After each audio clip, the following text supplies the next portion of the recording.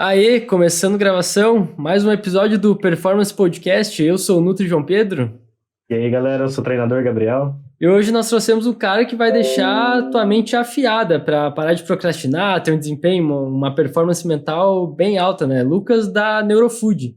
Por favor, Lucas, se apresenta um pouco. Prazer todo mundo, prazer João, prazer Gabriel.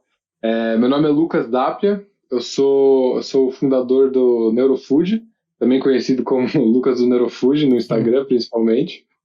E é isso, estou muito feliz de estar aqui, obrigado pelo convite. Fechou, tu é nutricionista? Não sou nutricionista, sou estudioso de nutrição há muitos, muitos anos, Uhum. ciência nutricional e vários âmbitos, né, diferentes de nutrição há muito tempo, mas na verdade eu me formei em administração de empresas, né? Tá, pode crer. Então é um estudo bem paralelo, assim. Sim, pois é, eu pergunto isso porque tu fala bastante de alimentação no teu Instagram, mas ao mesmo tempo tu aborda muitas outras coisas relacionado ao comportamento alimentar, digamos assim, né? Relação até mesmo para procrastinação, como eu falei ali antes. Então, achei bem interessante, porque tu vai numa forma mais, digamos, mais aberta, né? Não somente voltado para alimentação, como a gente vê muitos Se eu não me nutricionistas. engano, ele tá fazendo uma pós em nutrição comportamental, algo assim, né? Isso mesmo. Eu me formei em administração de empresas, trabalhei algum tempo, né, alguns 4, 5 anos nisso, só que sempre mantive esse interesse pessoal, né, de uma abordagem um tanto quanto científica, acadêmica, até para mim mesmo, assim. E depois que eu comecei a implementar o Neurofood mesmo como uma ideia de profissionalizar isso, né, trazer pessoas para a equipe, juntar, ter alunos e tudo mais, eu resolvi fazer essa pós na plenitude de nutrição comportamental e coaching em saúde também. Então, coaching alimentar. Então, é uma complementaridade mais formal para os meus estudos, e que eu acho que aborda muito bem essa tangente multidisciplinar ali que eu vejo a alimentação inserida. Isso, a tua pós é com a Lulanche e a Roberta Carbonari Exatamente. como coordenadora, né? Ainda Isso mesmo. a gente pretende trazer elas aqui quando a gente puder para falar bastante sobre comportamento alimentar. Inclusive, eu Incrível. faço uma pós lá de nutrição esportiva da Plenitude. Pô, Uhum. adoro, cara, todos os professores muito bons. Uh, Incrível. e, cara, como é que surgiu a Neurofood em si? Foi, por exemplo, digamos que é um produto seu, né? A Neurofood, toda essa questão. Por exemplo, tu criou a Neurofood pensando nisso? Ou foi algo que foi criado antes, aí depois tu envelopou, assim, e botou esse nome? Bem, então, vou dar o contexto geral, assim. É, desde 2014, quando eu entrei na faculdade de administração, eu já tinha esse interesse por nutrição para melhorar a performance esportiva, né, principalmente, abordando a questão de suplementação, otimização de dieta e tal. E aí, em 2016, eu e um amigo meu, a gente abriu uma empresa. Eu praticava muito CrossFit naquela época, a gente praticava. A gente abriu uma empresa de alimentos funcionais em volta para esse público, principalmente, do CrossFit, né? E naquela época tinha uma onda muito forte dentro do esporte de low carb, bulletproof, toda Uhum. essa onda mais cetogênica para performance em cetose, etc. E a gente resolveu abrir uma marca de produtos funcionais baseados em gorduras de alta performance, né? Então, manteiga ghee, óleo de coco, TCM, até café a gente trouxe uma época.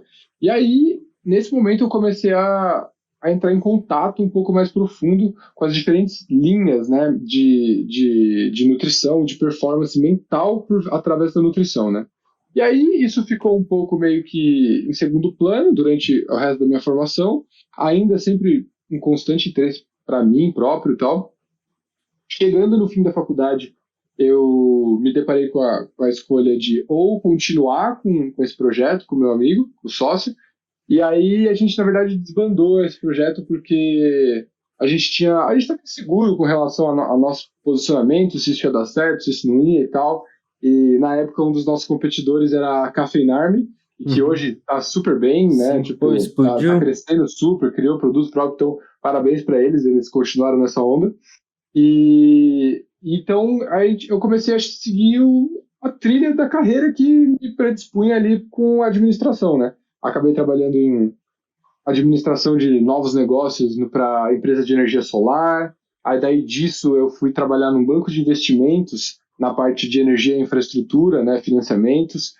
E a verdade é que eu me desencontrei um pouco nessa carreira porque eu queria principalmente um desafio intelectual, né, um desafio de o que é o mais desafiador que esse trajeto conseguia me colocar, né, dentro de administração de empresas e banco de investimentos é sempre um que foi muito visado, né, muito cobiçado por quem é dessa área. Então eu falei, bom, vou tentar isso. Tentei, entrei como estagiário, fui efetivado, trabalhava bem, cumpri todas as expectativas ali e tal, mas eu não me sentia completo. Não sentia que aquilo fazia sentido para mim, eu não sentia que aquilo brilhava meu olho, eu estava sempre evitando, sempre rancoroso.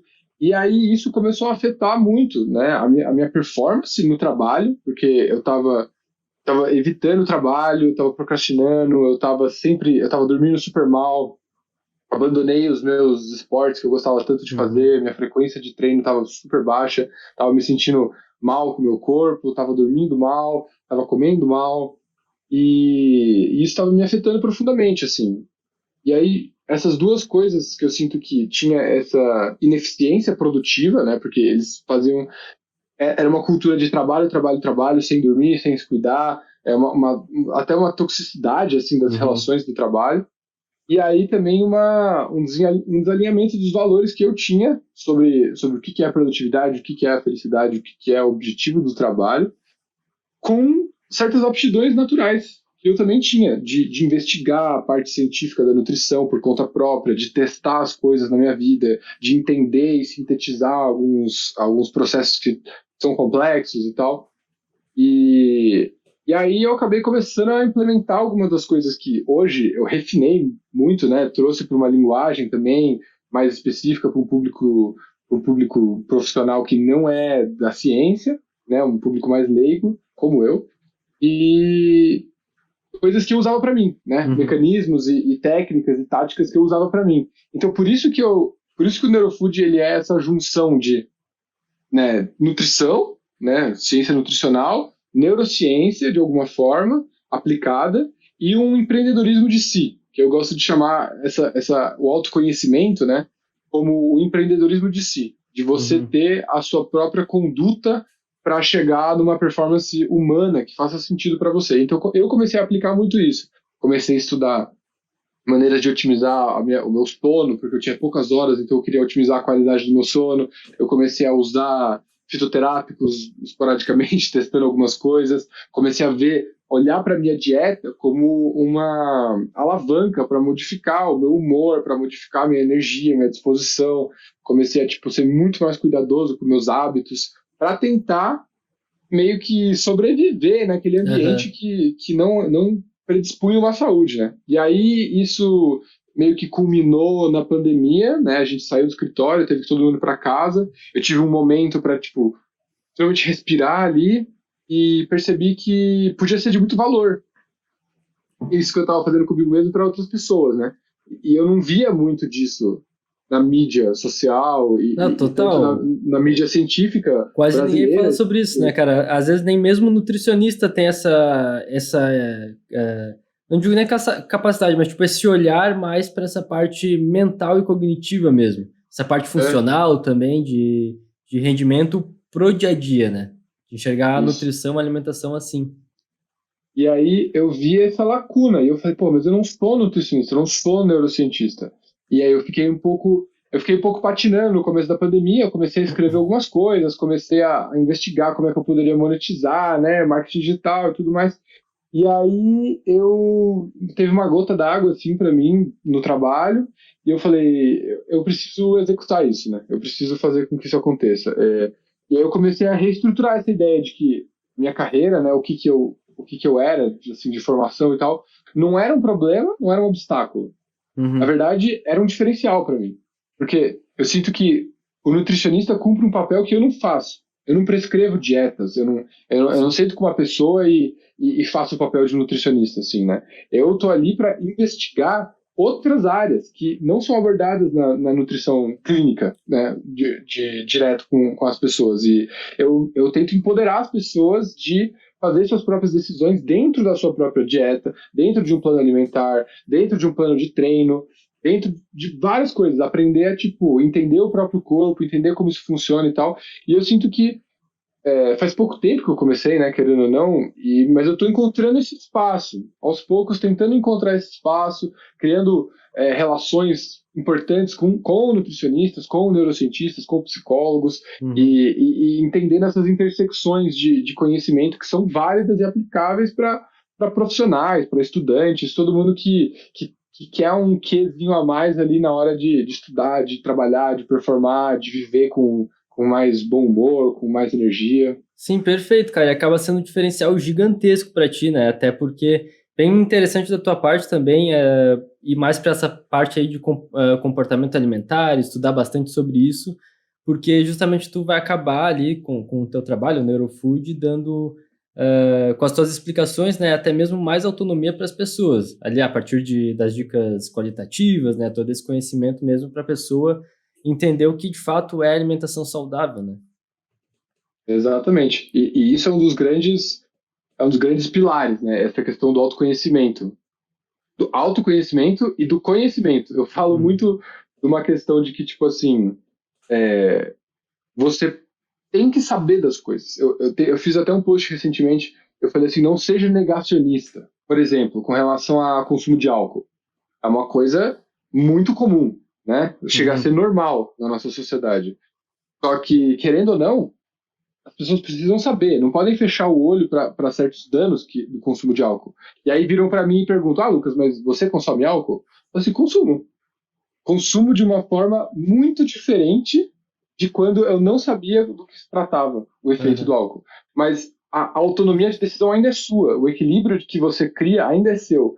Só que eu falo para as pessoas assim, quando você vê uma coisa, né, uma informação sobre um alimento, uma informação sobre uma substância que você consome regularmente ou que você não consome regularmente, você não consegue mais desver. Sim, exato, aquela propriedade. Tu então, fica tipo, mais criterioso, digamos, né? Algumas das pessoas que eu fiz meus primeiros testes, né, que eu ensinava primeiro e tal, elas falavam, você não consigo mais desver o que você me fala, né?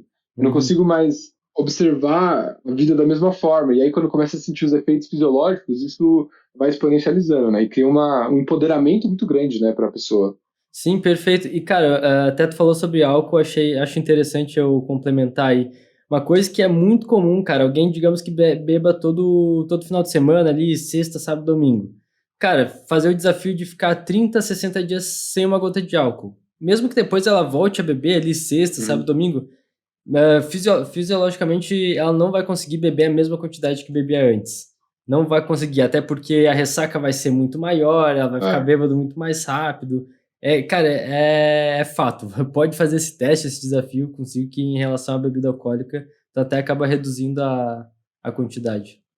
E eu tenho uma hipótese que também, quando você faz isso, além da sua fisiologia desacostumar com aquela quantidade de álcool, né, e o seu fígado, o seu rim começa a entender, tipo, a toxicidade de novo, né, você também começa a regular certos caminhos dopaminérgicos no seu cérebro também, né, porque a embriaguez cria uma sensação de anestesia, de euforia, às vezes, para certas pessoas, que é um caminho dopaminérgico muito forte.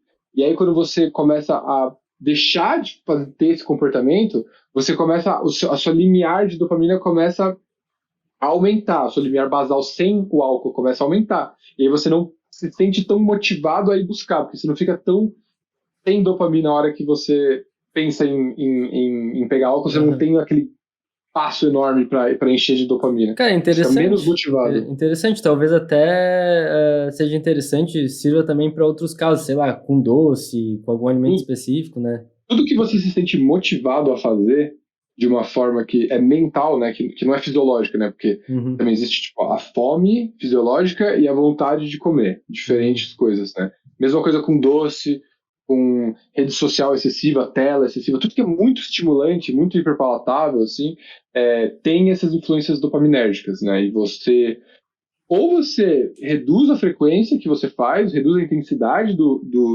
da recompensa, ou você começa a colocar algum tipo de esforço prévio para entrar para aquela recompensa. E isso reorganiza os caminhos neurais, né? Você começa, tipo, precisar de um esforço e você começa a aprender a se motivar para fazer esse esforço. E esse é um dos segredos de combater a procrastinação, por exemplo. Sim, e cara, tipo, essa tua explicação, assim, também combina muito com a questão de formação de hábitos, né? Tu tem um hábito bem enraizado, e ali soltando esse hábito devagarinho, até formar outro, né? E as conexões serem mais fortalecidas. Basicamente seria essa Sim. mesma linha de raciocínio, né? Essa é a parte, vamos dizer assim, neurobiológica da formação de hábitos, né? Uhum. Existe várias outras coisas envolvidas, né? Que partes do hipocampo que gravam memórias, que daí viram memórias de longo prazo e coisas que você se identifica, heurísticas mais rápidas que não precisam passar pelo pré-frontal do córtex. Tem muitas coisas, né? E aí também tem uma parte psicológica, né? De crenças, do senso de identidade que você tem com relação a uma atividade que você faz ou não faz. O ambiente que você está inserido também afeta muito o seu comportamento, né? Tem Uhum. inúmeras coisas ali para explorar. E é por isso que eu não me sinto apegado, e eu me sinto, às vezes, com dificuldade de manter só na linha da nutrição. Porque quando eu falo sobre alguma coisa, me fala uma comida que vai melhorar a minha procrastinação. Posta não é tão simples assim. Eu não vou te Sim. falar, tipo, ginseng. Se você comer ginseng, vai melhorar a procrastinação. Não, tem uma tonelada de outras coisas em volta disso também. Sim, tipo, até dá pra, digamos, fazer essas recomendações, mas dentro de um contexto inteiro, né? Porque daí Total, tem o sono, tem a questão do estresse e tal, e tudo mais. Cara, e interessante isso aí que tu falou.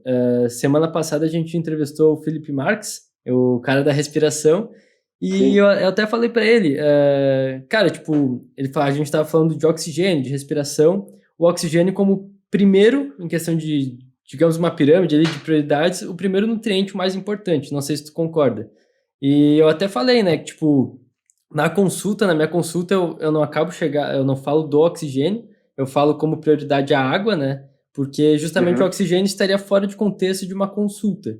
Mas ele até trouxe um ponto bem interessante, porque talvez a pessoa respirando um pouco melhor, eu trazendo essa parte da oxigenação, da meditação para dentro da minha consulta com o meu paciente, digamos que a pessoa medite, ela já vai abaixar o estresse, já vai diminuir a ansiedade, e com Uhum. certeza ela vai conseguir seguir um caminho com o plano alimentar, com exercício físico também, ter um aumento de performance por isso, né? Por exemplo, tem um exemplo muito claro que até é interessante para inserir na prática clínica, que é assim, a respiração, ela é um dos, talvez o único, eu posso estar enganado, mas talvez a única maneira da gente acessar volitivamente o nosso sistema nervoso autônomo, né? E nosso Uhum. sistema nervoso autônomo tem dois lados, tem o parasimpático e o simpático. Quando você quer consumir um alimento, extrair o máximo de nutrientes daquele alimento, e você quer ter uma boa digestão das próximas horas daquele alimento, você precisa estar principalmente com o seu sistema parasimpático ativado. Porque a hiperativação do sistema simpático, ele trava a produção de ácido gástrico, ele para o movimento peristáltico, ele diminui salivação, diminui apetite. Então, se você está nesse estado de hipersimpático, você acaba diminuindo sua capacidade de digestão. E aí, existem maneiras de você usar a respiração como forma de você ativar o seu sistema parasimpático predominantemente. E aí você consegue, por exemplo, orientar o teu paciente a, antes de comer, de fazer um exercício de respiração, um exercício de mindfulness ali, para a pessoa se concentrar na alimentação dela. E aquilo vai, além de melhorar a digestão, né, a forma fisiológica da digestão, também melhora as percepções de saciação, né, de Uhum. saciação daquela refeição. Então ela vai estar prestando mais atenção nos sinais fisiológicos que o corpo dela está dando com relação a nível de saciação que ela está tendo com aquela refeição, que pode ajudar muito na adesão de um plano, por exemplo, de restrição calórica, alguma coisa assim. Isso, pois é, e daí isso entra, do mindfulness entra até desde a preparação até comer o alimento em si, né? Porque a pessoa vai acabar comendo mais devagar, vai prestar atenção mais no sabor. Então, todo esse mecanismo de saciação, de saciedade que tu falou, acaba sendo mais efetivo, né? Falando nessa questão de adesão ao planejamento, à dieta e tal, e voltando um pouquinho ali naquela parte que a gente falou sobre dopamina, o que você veria de dica, Lucas, ou de como que a gente poderia fazer? Porque, assim, eu vejo que a maior dificuldade, eu imagino que pro João seja, mas eu falo dos meus alunos de personal, aderir a uma dieta, é porque eles associam muito a alimentação com um sentimento. Então o cara tá cansado do trabalho e tal, e ele associa a alimentação como um momento de lazer, de prazer dele, ou seja, essa dopamina, para que ele, uma recompensa, né, daquilo que ele fez durante o dia todo com relação ao trabalho e tal. Então, como será que a gente poderia ajudar essas pessoas que associam muito, né, a alimentação a esse prazer, a essa dopamina, para que elas consigam aderir a uma dieta que elas precisam fazer para melhorar a qualidade de vida, né, composição corporal e saúde? Isso, só para te complementar aí, Gabi, também às vezes, por exemplo, a pessoa já começa o dia em jejum, né? Tipo, já nem come, faz um bom café da manhã e vai direto para o almoço. Aí no almoço come um monte. Aí vai pro trabalho ali à tarde, só vai jantar, às vezes treina ali pelas 18, digamos, e aí só vai comer depois do treino, cara. Então, tipo, às vezes é uma mistura da vontade de comer ali, né, do emocional que tu falou, também com a fome fisiológica, que amplifica ainda mais. Uhum. Vou abordar uma coisa de cada vez, assim, mas do que o Gabi falou de assim, né, existe uma ideia de que aquele alimento vai ser uma recompensa por tudo que aconteceu de estressante antes daquele dia, ou simplesmente um hábito, de que nesta hora do dia eu me recompenso com o alimento.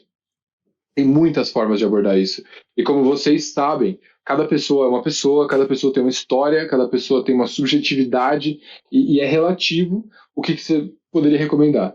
Uma coisa que eu adoro recomendar é ensinar técnica culinária para fazer com que uma refeição que adere ao plano seja tão recompensadora quanto uma que não adere.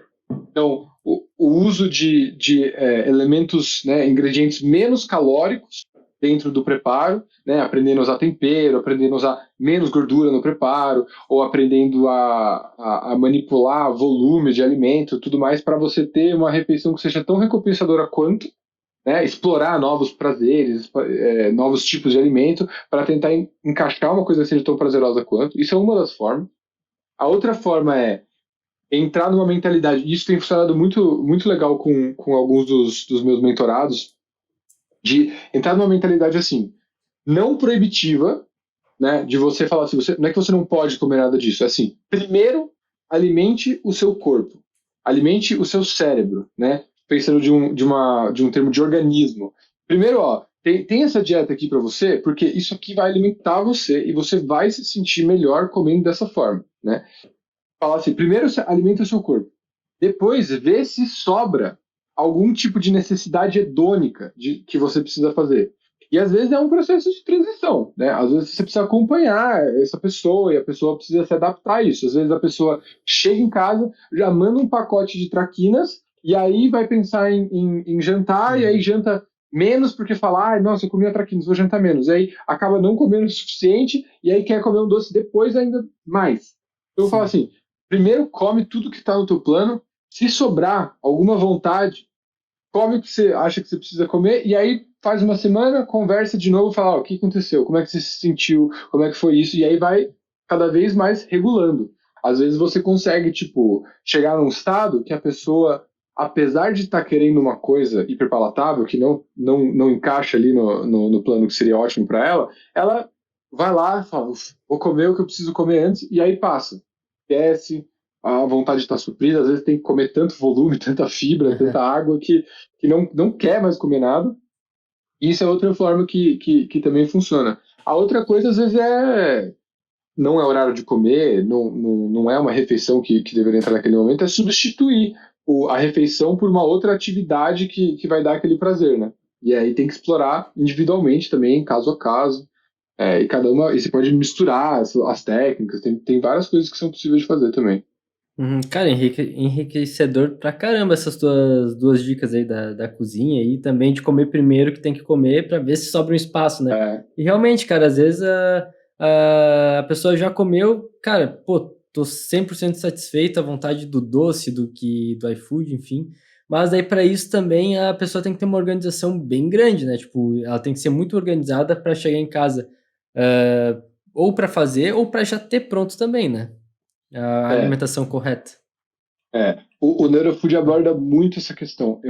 Eu penso até em fazer consultoria para pessoas que foram no Nutri e querem ajuda para implementar o plano daquele Nutri, porque o Boa, que eu boa, mais mano. vejo, cara, porque assim, o que eu mais vejo é, você vai lá, você passou o plano perfeito para a pessoa. Se ela seguir esse plano, ela vai chegar no objetivo dela com certeza. O problema é Uhum. como que vai seguir esse plano.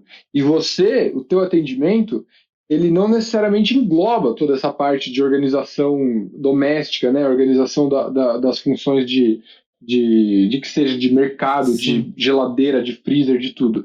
Então, isso está muito dentro do conceito do Neurofood. sim, Uma das perfeito. ferramentas que a gente usa, por exemplo, é o que eu chamo de, sabe, meal prep, que é aquela organização de marmitas, né? Que Aham. basicamente é você preparar suas marmitas e deixar tudo pronto. Eu faço de uma forma um pouco diferente, que eu acho que é um pouco mais versátil, um pouco mais flexível, que é o meal prep modular. Em vez de você ter marmitas com a tua refeição pronta, e aí você ter, sei lá, 5 delas prontas, todo almoço é a mesma coisa, todo jantar é a mesma coisa, você tem 6 ou 7 diferentes módulos, e daí você pode montar o seu prato. Então, por exemplo, você tem 3 ou 4 tipos de vegetais diferentes que você deixou pronto. Aí, se você cansou do brócolis, você pode, hoje é a cenoura, hoje é a couve, hoje é a Uhum. abobrinha.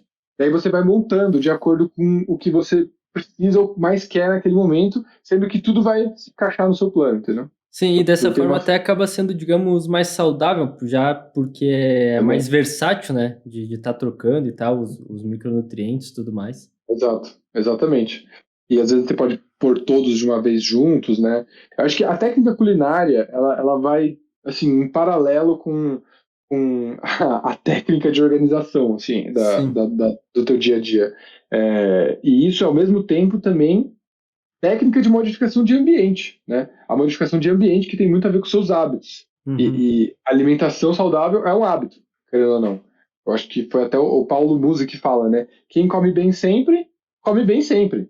É uma coisa que começa a acontecer, assim. Tipo, você começa a se ver fazendo isso sem ter que pensar muito. E muito tem a ver com como está disposto o seu ambiente. Sim, cara, é isso aí, é bem, bem verdade. Cara, todo dia eu vejo com meus pacientes, comigo, foi assim, acredito que com vocês dois também.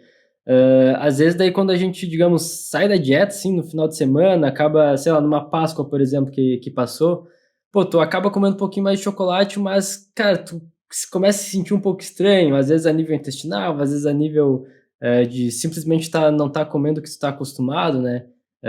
Tu não volta mais a ser o mesmo de antes, né? Que a gente falou lá do álcool também, né? Isso Uhum, cabe muito bem aqui. Com certeza. Né? Não dá nem para dizer que é psicológico, no sentido de se culpar. Eu, por exemplo, Uhum. se eu comer fora, não é problema algum na maioria das vezes, eu não me culpo. Mas realmente a gente se sente um pouquinho estranho, assim. Pô, quando eu passo um final de semana, assim, tipo Natal e tal, pô, eu já tô esperando chegar a segunda para voltar a comer normal e tal, Sim, que é uma comida que é mais leve, o cara fica mais mais disposto pro dia a leve. dia. Aham. Realmente, quando o cara come saudável, ele quer continuar comendo saudável. E quando ele sai da dieta, é muito mais prazeroso, parece, é muito mais gostoso tá fazendo aquela refeição fora do que se você faz sempre. Se você faz sempre, parece que entra meio que num transe ali de você nem tá sentindo mais tanto o sabor daquele alimento e tal. Então, realmente, eu acho que comer saudável te ajuda a se manter saudável sempre comendo assim. Sim, ô Lucas, e bem interessante isso aí de tu falou de auxiliar e tal na forma de preparo. Por exemplo, lá em consultório, eu até ajudo, assim, dar dicas de organização, mas, por exemplo, eu particularmente não manjo muito de cozinha. Eu sou o cara mais do basicão, fazer o arroz uhum. normal, o frango normal, sabe? Só usar os temperinhos prontos, digamos. Então tu meio que preenche uma lacuna, assim, né? Tipo, abordando outras questões também, né? Além da alimentação. Isso é muito da hora, cara. Eu gosto muito dessa pegada, porque eu acho que tem gente que, tipo assim, aquele clássico pratão, como é que fala? Pratão orgulho do Nutri, né? Que é ali Aham. o arroz, feijão, a proteína magra e o E vegetais ali à salada. Aham. vontade. Exato, vegetais, salada à vontade. Isso daí, cara, é incrível, funciona. Para muita gente, isso daí é perfeito. Tem gente que vai ter uma adesão ótima a isso daí, tem gente que não. Tem gente que vai começar a ter um desconforto muito grande de estar comendo aquilo todo dia, vai se sentir mal, de estar sempre repetindo, de não ter opção, as pessoas se sentem presas. E eu gosto muito de dar essas opções. Tanto que a maior missão que eu tenho na linha editorial das minhas receitas, né, é, é a inclusão de vegetais de formas diferentes. Então, eu vou ter lá saladas, eu vou ter panquecas, eu vou ter refogados, eu vou ter assados, eu vou ter pastas, tudo usando os vegetais como principal fonte, porque às vezes são os mais difíceis de inclusão, né? Porque eles têm menos gordura na composição, às vezes tem até pouco carboidrato, então fica com um pouco sabor natural, né? E daí você precisa usar técnica para melhorar isso. Às vezes também proteína, incluir proteína de formas mais inusitadas dentro de um prato para deixar tudo mais equilibrado dentro do, Como dentro assim? do plano. Como assim inusitado, mano? Só tem uma ideia só pra me clarear Por aí. exemplo, semana passada não, essa sexta-feira eu postei uma receita que é uma salada, né, Uhum. vegetariana, de grão de bico, com vegetais e queijo cottage. Acabou que ficou, tipo, 25 gramas de proteína por porção. Para uma salada, ficou uma boa dose. E assim, fibra é um monte de fibra do grão de bico, da cebola, do tomate, do pepino, do pimentão, um monte de micronutrientes, um monte de pré-bióticos, o carboidrato do grão de bico, um pouco de proteína do grão de bico e a proteína do queijo cottage. Então ficou uma coisa inusitado para mim, porque em vez de usar maionese como molho do que seria, né, usei o queijo cottage, que é altamente proteico, muito menos gordura, e ficou super interessante. Eu adorei aquele prato. Não sobrou nada lá em casa, então tá meio que provado aí. Não, da hora, mano, da hora mesmo, cara. E seguinte, velho, o que de forma geral, assim, o que é performance mental, performance cognitiva, pra gente entrar nesse assunto?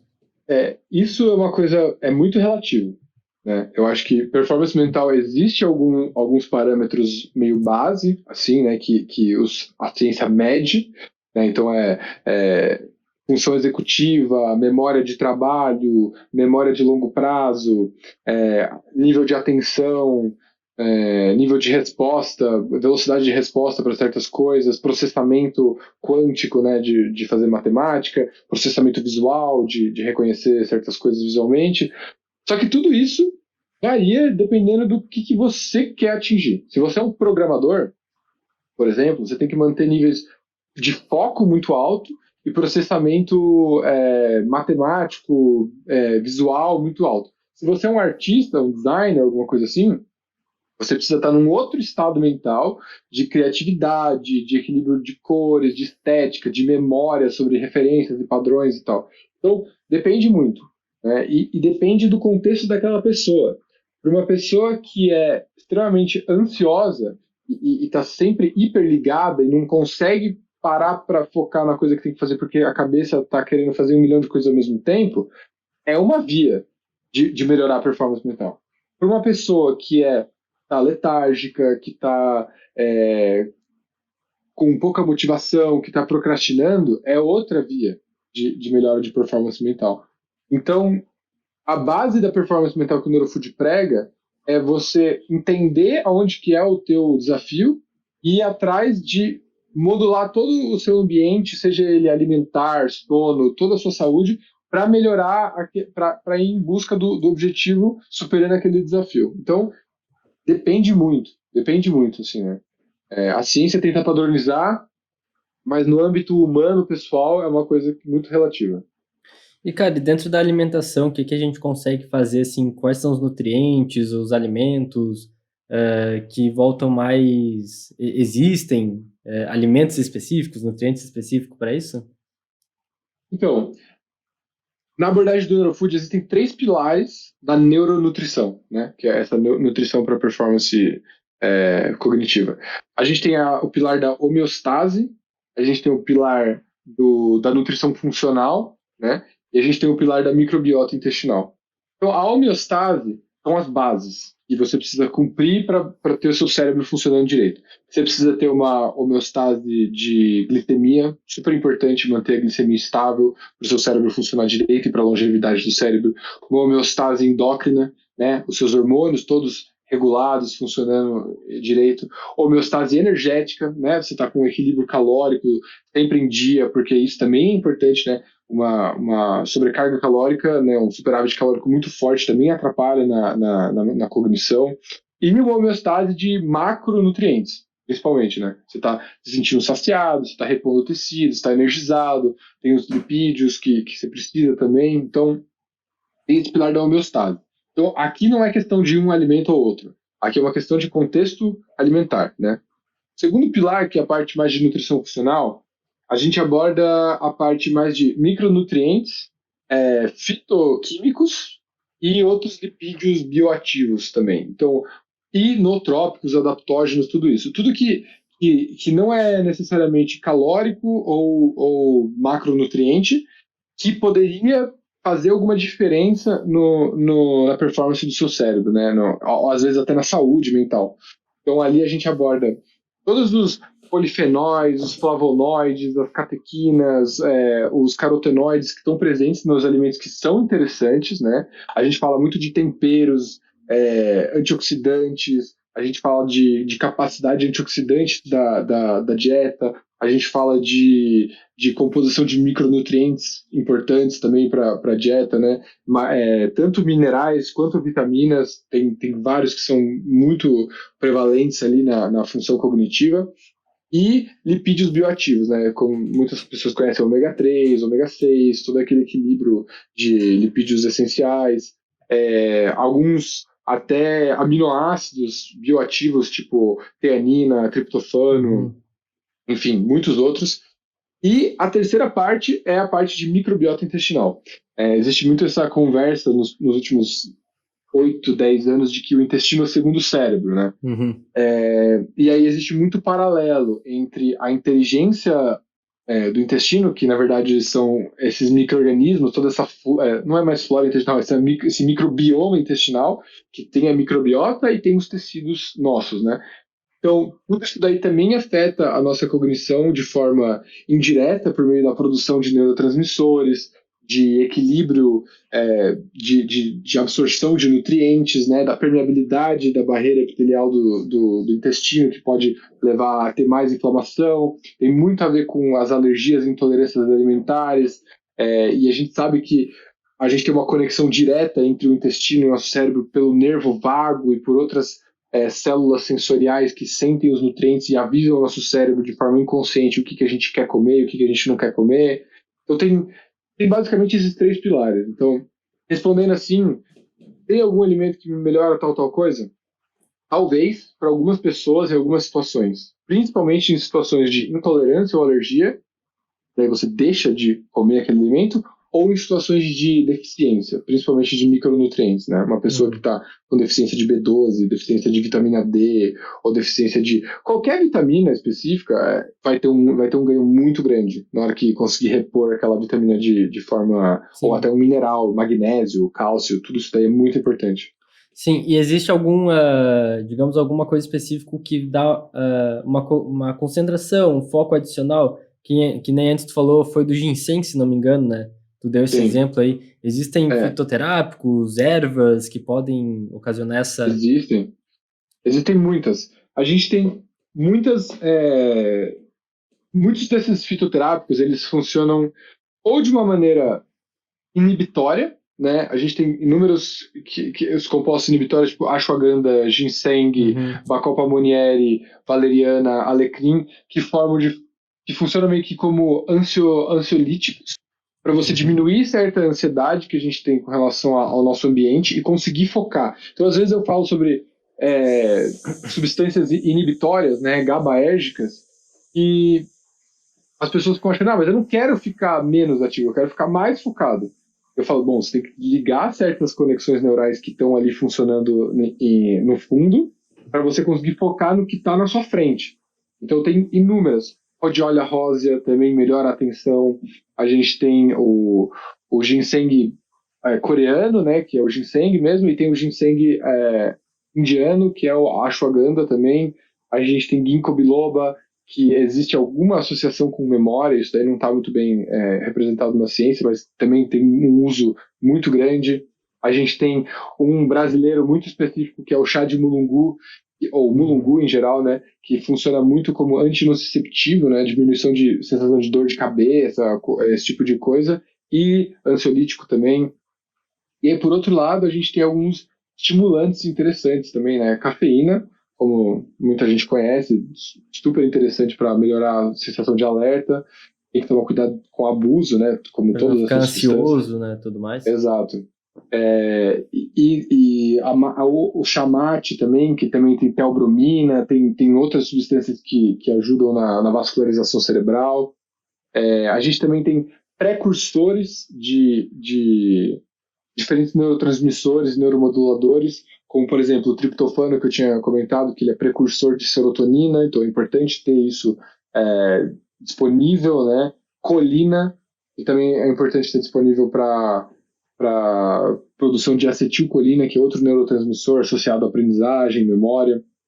Enfim, é todo um composto de diferentes riquezas nutricionais que contribuem, né? Então, eu acho que o grande aliado de você, para você saber o que comer na hora de melhorar a performance, é ter uma grande diversidade de micronutrientes e elementos bioativos na sua dieta. Assim, aí você está meio que cobrindo todas as possíveis gamas. Eu não sou muito a favor, por exemplo, de uma abordagem meio biohacker, assim, né? De você pegar e começar a suplementar um monte de coisa de uma vez só, porque você viu que isso faz sentido, né? Começa a suplementar um monte de coisa de uma vez só. Eu sou a favor de testar meticulosamente uma coisa de cada vez. Então, quem me pergunta assim, que suplemento que eu devo tomar? Escolhe um que você acha que faz sentido para você no seu contexto e toma um de cada vez com, óbvio, a recomendação de algum profissional, tipo, vendo qual que é a dosagem para você e tudo mais. Testa aquilo um de cada vez e vai vendo como é que isso funciona. Porque às vezes você está gastando tempo, está gastando dinheiro. Você está às vezes comprometendo a sua própria dieta, seu sono, coisas muito mais importantes, para ficar testando, achando que o suplemento vai resolver, ou que o fitoterápico vai resolver uma coisa que, na verdade... não está resolvendo o problema de fato, né? Que, cara, com certeza a matriz alimentar, toda essa base da atividade física também entra bastante nessa questão de melhora para longevidade, saúde. Claro que o manipulado ali vai fazer seu efeito, né? Mas, por exemplo, digamos, vamos dar o exemplo do café e da cafeína. Cara, suplementar cafeína, beleza, porém o café em si, cara, tem muitas outras coisas dentro do café além da cafeína, né? Mesma coisa com o que a gente falou do chamate ali, o chá verde também, todos os chás no geral, e os alimentos também, né?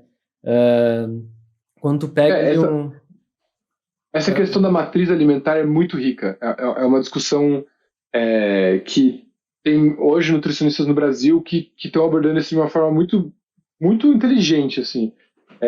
Você suplementar, você está pegando uma dose muito acima da natural e jogando isso no sistema de uma forma que vai ser absorvido mais lento, nem tudo vai chegar na célula e vai estar impedindo alguns outros processos. Porque, querendo ou não, um polifenol, um antioxidante, a cafeína, uma toxina, na verdade, né? Esses elementos, eles são químicos que as plantas, principalmente, desenvolveram para se proteger de serem comidas por outros animais. Então, elas funcionam na gente de uma forma hormética, ou seja, ela ataca o nosso corpo numa dose pequenininha, provocando uma adaptação evolutiva boa pra gente, né? A nossa mitocôndria melhora, nosso processamento de radicais livres, a gente elimina eles e tal, mas na verdade, doses cavalares daquilo podem fazer danos celulares, né? Então, a gente comer aquilo na matriz alimentar, um exemplo, por exemplo, resveratrol, é um polifenol que muito famoso na literatura por possivelmente aumentar a longevidade neural, que é uma coisa que muita gente quer, prevenção de Alzheimer, etc. Resveratrol pode ser suplementado, é seguro, suplementação, só que uva também tem resveratrol. Quando você consome o resveratrol de uma uva, ele está ali naquela matriz alimentar que é a pectina, que é aquele tipo de fibra solúvel da uva. Quando você consome ele junto com a pectina, primeiro que a pectina já é um pré-biótico, vai alimentar a microbiota bem, e ela vai estar mais biodisponível para o seu corpo usar. E vai ser uma dose que você pode consumir todo dia e vai estar ali agregando para sua reserva de sua capacidade antioxidante presente, né? E você não precisa necessariamente hiperdosar um resveratrol que você não vai estar conseguindo. Você está até estimulando tanto a capacidade antioxidante que você, às vezes, por exemplo, tomar isso depois de um treino, você está inibindo a inflamação necessária para a adaptação muscular e você está comprometendo, às vezes, os seus ganhos de treino, né? Então, eu estou da linha muito mais a favor da nutrição, da parte de alimentação completa e tal. Não, perfeito, cara. E se tratando aí dessa parte de alimentação mais funcional para longevidade, a gente até conversou com o Ney Felipe, não sei se tu conhece, nutricionista, ele falou sobre isso. Eu aprendi exatamente isso dele, na verdade. Exato, cara. A gente comentou, ele participou no episódio 21 aqui do Performance, e a ideia é justamente em relação à nutrição funcional, muito mais tempo de exposição do que doses singulares, digamos, né? Naquele dia, naquele momento.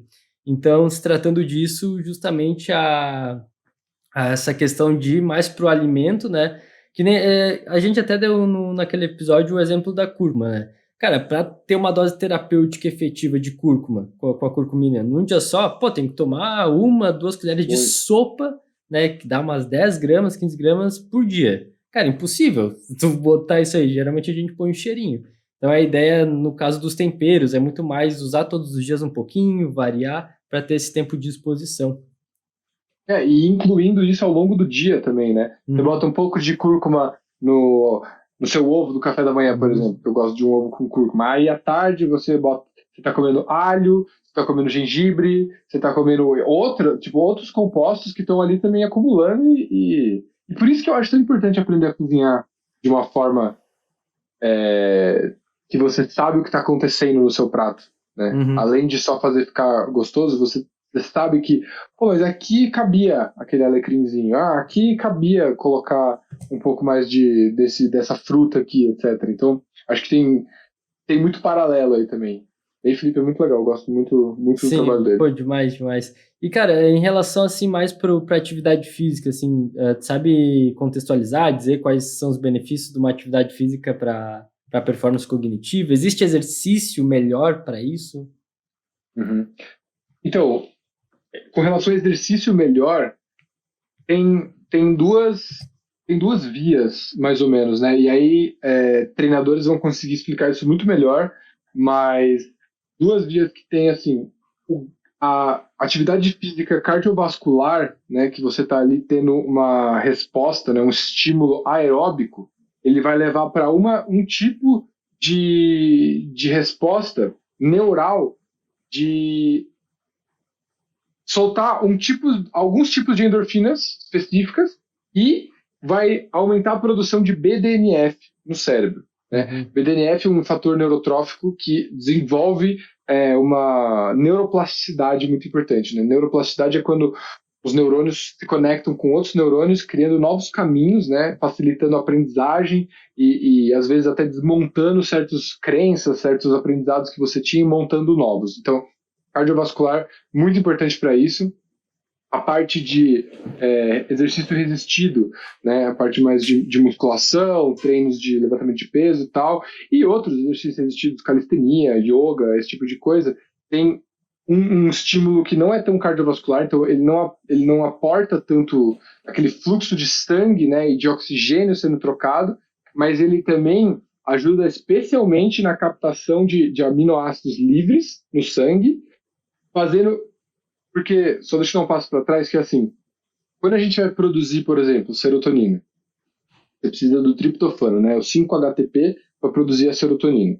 Só que o triptofano é um aminoácido relativamente grande. E na hora que ele precisa passar a barreira hematoencefálica, ele está competindo com muitos outros aminoácidos livres, e os menores tendem a prevalecer. Então, quando você faz exercício resistido, tá ali, que daí o seu músculo, né, ele se priva de glicogênio, tá todo usado, ele precisa repor aminoácido lá para reconstituir a fibra e tal, ele acaba pegando também esses aminoácidos menores, primeiro para reconstituir as proteínas, e aí fica sobrando só os maiores, o triptofano. Então, isso, às vezes, capacita os seus neurônios a criarem mais serotonina, porque agora, finalmente, está chegando o triptofano no cérebro. Então, tem diferentes vias também estimula a BDNF, é um mecanismo um pouco diferente, estimula inúmeros outros receptores ósseos também, que ajudam numa longevidade geral. Tem muitas coisas. Eu acho que tem alguns estudos também que falam de correlação e causalidade de exercício físico com longevidade cerebral, mas não exploram o mecanismo, né? Mas tem estudos enormes com coortes gigantescos de 23 mil pessoas que acompanharam elas por 30, 40 anos, falando que a cada 15 minutos de caminhada por dia que você faz, você tende a ter uma longevidade cerebral, né, saudável de 1 ano. Então, existem associações, né, que não necessariamente estão explorando o mecanismo, mas associações de exercício físico com longevidade cerebral e longevidade geral muito, muito, muito próximas, né? Sim, então, isso para mim é muito interessante. Melhora o sono. Basicamente é como a alimentação, é a diversidade, né? É você fazer um pouco de uma atividade, fazer um pouco da outra, que você vai ter benefícios diferentes de cada uma, que vão se complementar e vai te tornar com maior desempenho e maior saúde no geral, né? Até consigo fazer um paralelo com quando uma pessoa quer ganhar massa muscular, aí beleza, faz a musculação, faz o crossfit e tal, mas no caso da musculação, às vezes tem até medo de fazer um cardio, né? Porém, o cardio até vai ajudar, assim, auxiliar a longo prazo. Já tive muito, inclusive, cara. Exato, No começo a galera falava muito que, ainda falava-se muito em biotipo. Biotipo é ectomorfo, não pode fazer cardio, porque senão vai gastar energia a mais e não vai ganhar massa muscular, vai catabolizar, enfim. Exato. Tipo Sendo que o próprio cardio vai ajudar na questão cardiovascular, ali, influenciar, para até mesmo botar mais peso no agachamento, no levantamento terra, que são exercícios que sobem mais, né, a frequência cardíaca ali.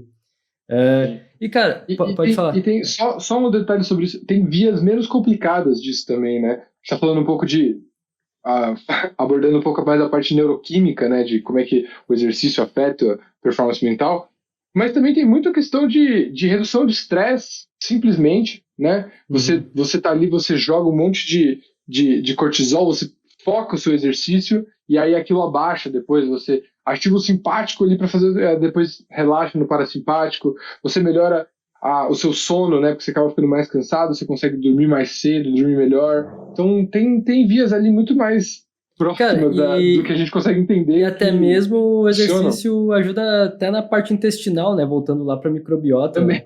Então, tipo, realmente é tudo muito conectado, muito interligado. Eu tenho uma dúvida muito sobre o yoga. Eu lembro, eu já pratiquei assim por 1 ano seguido e tal, yoga, meditação também. Cara, eu lembro que eu me sentia muito concentrado, porque para fazer as posições e ter aquela permanência, né? Porque, cara, o yoga, apesar de parecer passivo, é bem ativo, né? Ficar naquela permanência, naquela posição difícil. Tem alguma correlação com essa questão mais de foco, de concentração? Completamente. Assim, o yoga, a ideia do yoga inicialmente é que fosse tudo é uma meditação. O yoga, ele é uma forma de meditação. As poses que a gente faz, que no sânscrito é chamado de asana, na verdade significa assento, não pose. Então, cada posição que você faz, por mais contorcionista que você esteja, nada mais é do que uma diferente postura ou assento para você estar meditando. Então, esse foco que você está falando, né, de você manter aquela posição, naquele alinhamento, naquela postura, é uma forma de você levar toda a sua concentração para a propriocepção, né, de você entender onde é que seu corpo está posicionado no espaço, e essa propriocepção em si já é uma meditação. A mesma forma que você focar na sua respiração é uma forma de meditação, você focar na postura do seu corpo, na força que você está fazendo, no equilíbrio que você está fazendo, na flexibilidade, na soltura, tudo isso daí é uma forma de meditação por propriocepção. Então, se você fez yoga assim e você sentiu isso, quer dizer que você fez yoga de verdade. Você sentiu certo. Se você está só se esforçando, você está fazendo tanta força, está fazendo tanto, está colocando tanta pressão que você está desassociando, você está pensando sobre a dor, está pensando em sair da posição, aí você já está num nível que você não está mais nesse estado meditativo. Você está só fazendo força, você está só se mexendo no seu corpo. Não está em yoga necessariamente. Sim, sim. Tem mais algum, sei lá, algum outro exercício que tem essa mesma função, digamos? Eu acho que todo exercício, todo movimento que você faz com o corpo, que você precise entrar nesse estado de concentração proprioceptiva, funciona para isso, né? Você está fortalecendo os caminhos neurais que tem a ver com a volição. Tem tanta coisa, porque, por exemplo, a dopamina, além de ser motivação e recompensa, ela também é ligada a movimento. Você precisa de dopamina para querer fazer certos movimentos. E você também precisa aprender a se restringir de fazer certas coisas. Então, essa questão de controle motor e essa questão de inibição de ação está coordenado com qualquer tipo de movimento que você está se sentindo nesse fluxo, nessa meditação. Então, você tem pilates, capoeira, tai chi chuan, dança. Dança, boa. Cara, até mesmo o CrossFit ali, né, cara? Tu que já fez vai entender o LPO, com certeza. a ginástica. A ginástica. Porra, tem que ter uma concentração absurda para conseguir fazer toda aquela biomecânica do movimento, cara. Porque é difícil pra caramba, né? E assim, não dá pra querer pensar em tudo que acontece dentro de um snatch na sua cabeça. Você tem que corporificar aquilo. E aquilo já vai, tipo, canais neurais muito, muito profundos que você precisa reforçar. Então, movimento, né? Eu diferencio isso. Né? Eu faço essa diferenciação de o que é exercício físico, treino, né? Hormético para causar algum tipo de mudança e movimento.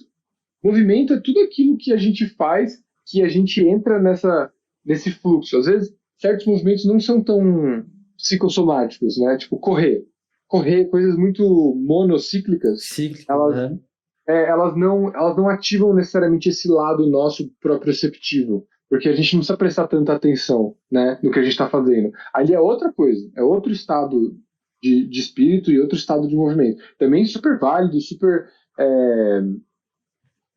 valioso também, só que não é a mesma coisa de você estar ali focado numa coreografia de dança, você está fazendo um jogo de capoeira, ou você está numa postura de yoga. Ali é uma propriocepção diferente, é um foco diferente também, um estímulo mental diferente, né? Sim, no caso desses movimentos cíclicos, a gente até correu hoje, aí o Gabi, a gente participou de uma corrida de 5 km hoje às 7 da manhã, e aí, cara, eu não sou muito fã de correr, sabe? Daí, tipo, 5 km até que é um trajetinho curto e tal. Mas, cara, o tempo inteiro eu tava pensando, cara, quero parar, velho, não aguento mais. Então, tipo, é muito essa questão de resistência, né, também. De continuar mesmo ali sentindo dor na perna, de estar cansado e tudo mais. É outra parada. Que é interessante também, né? É o caminho neural, exato. Ali é o caminho neural do vou fazer, né? Vou sim fazer, é o excitatório. Né? Às vezes no yoga é o inibitório, de você restringir e menos, fazer, se controlar e tal. Mas tudo super interessante. Exercício físico é exercício mental. Não tem muita diferença. Não, perfeito, Lucas. Cara, e seguinte, até queria voltar um pouco para aquela questão da organização e tudo mais. Tu tem algumas dicas simples, básicas para as pessoas conseguirem se organizar, seja com treino, seja com dieta, seja com trabalho? Porque, cara, muitas vezes as pessoas até dão desculpa, né? Tipo, que nem o Gabi falou ali antes. Meu trabalho é muito corrido, não consigo fazer a dieta, não tenho tempo para treinar, só posso treinar de noite, mas chego de noite, estou exausto, só quero ir para casa dormir, né? Coisas assim.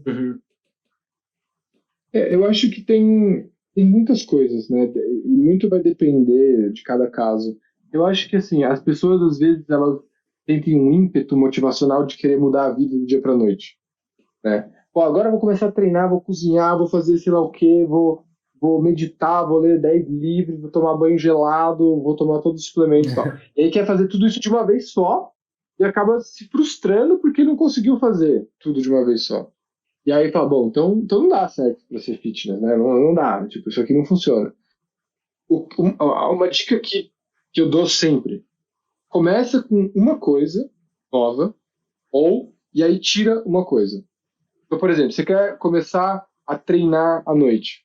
O que você faz à noite hoje que poderia ser substituído por você treinar? E aí só muda isso. Eu assisto 2 horas de Netflix e daí eu vou dormir. Então faz assim, assistir 1 hora de Netflix e vai treinar a outra 1 hora. 3 vezes por semana e só muda isso. Uma coisa de cada vez.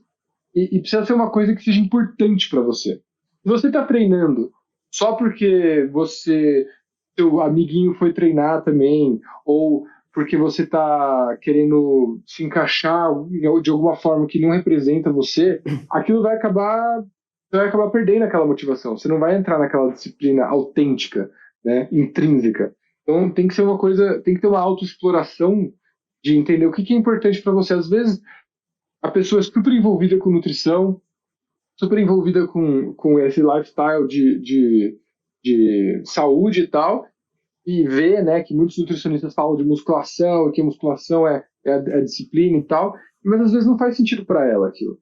Né? Às vezes faz sentido algum outro tipo de estímulo. Às vezes ela não precisa nem começar com treino, ela precisa começar meditando, ela precisa começar lendo mais livros. Então, acho que tem muito mais uma compreensão do que é importante para você, e aí, a partir disso, repriorizar. Você tem uma coisa que você faz hoje que é habitual, que não é prioridade, por que você está fazendo ela e não está fazendo uma coisa que é importante para você? Então, acho que a primeira dica é isso, que é uma questão de repriorização de uma coisa de cada vez. E a outra é simplesmente também entender o que é desculpa sua e o que é e por que essas desculpas estão aparecendo, né? Quais são as crenças que você tem sobre você mesmo que te limitam, né? Às vezes a pessoa fala, mas eu nunca treinei, não vou fazer isso. Uma crença limitante. Ou tipo assim, eu não consigo acordar cedo. Uma crença limitante também. Você já acordou cedo alguma vez na sua vida? Já. Então você consegue. Só fazer isso várias vezes. Né? Vai ter que dormir mais cedo. Provavelmente sim. Eu vou ter que jantar mais cedo em casa. Provavelmente sim. Mas é uma questão de tipo, entender quais são as crenças limitantes suas que estão te impedindo de fazer muitas coisas. Porque a parte prática, não, tal horário você pode fazer isso, daí organiza assim e prepara suas marmitas e tal, tudo isso é muito fácil de falar. Tem essas dicas em qualquer lugar. O real trabalho vai acontecer dentro da sua própria compreensão do que é importante para você, o que você está disposto a fazer a longo prazo. Você fazer uma coisa, tem um campeonato eu tenho um campeonato de CrossFit que é daqui 6 meses. Vou me matar de treinar isso daqui, vou ficar super dedicado. Legal, você vai conseguir fazer isso, mas depois você vai ter um burnout desse sistema e vai querer compensar tudo de novo. Mesma coisa com hiperrestrição calórica, para, sei lá, tirar foto de sem roupa, alguma coisa assim. Então, tem que encontrar o que é importante para você. E isso vai permear todas as decisões de organização de dieta, de treino, de hábitos, etc. Não, exato, cara. E daí isso aí também, cara, complemento com várias coisas que a gente foi falando ao longo do podcast, né? Com a alimentação e a questão do suplemento, né? Se tu faz algo muito intensivo, né? Todo mundo consegue ali seguir uma dieta super restritiva em 30 dias, emagrecer, digamos, 6, 8 quilos, 10 quilos às vezes, né? Num mês. Mas se não for algo que tu consiga alinhar para tu continuar seguindo depois desses 30 dias, um ano, tu não vai manter esse resultado, né? Então, tipo, às vezes tu ficar dependendo ali da cápsula, né? Do manipulado, para estar sempre bem disposto, sempre bem no foco, cara, uma hora pode ser que tu fique sem a cápsula, e aí, o que tu vai fazer? Né? Não vai trabalhar, não vai treinar. Tem muita gente que é até dependente de pré-treino, né, cara? Pô, só vou treinar se tomar pré-treino, se tomar pré-treino. Tá, e aí, se algum dia tu acabar ficando sem, daí tu não vai treinar, né? Então, mais ou menos essa ideia.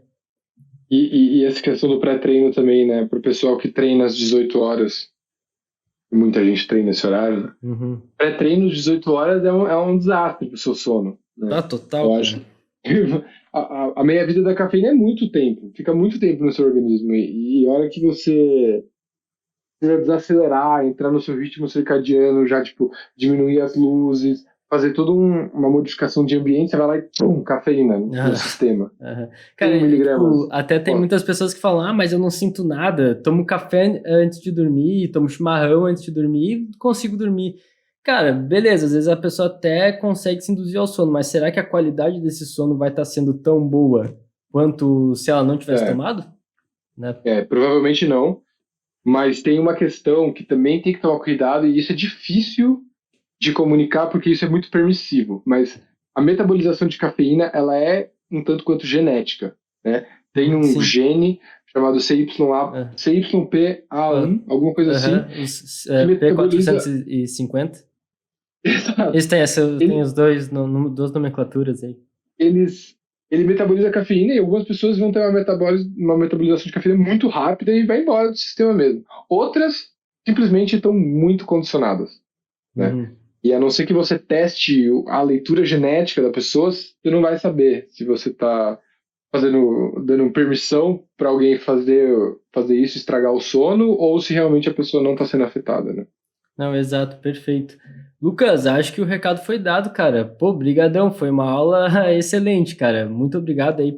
Muito dica boa, velho. Pô, dica boa pra caramba, obrigado, velho. pessoal. Muito legal por ter aceitado o convite aí, irmão. Obrigado pelo convite. Foi muito legal ter o espaço aqui para conversar com vocês. E, cara, como é que tu tem Instagram? Tu tem, né? Qual seria teu Instagram pro pessoal aí te achar? O Instagram é @neurofood.oficial. Tudo de melhor sai por lá.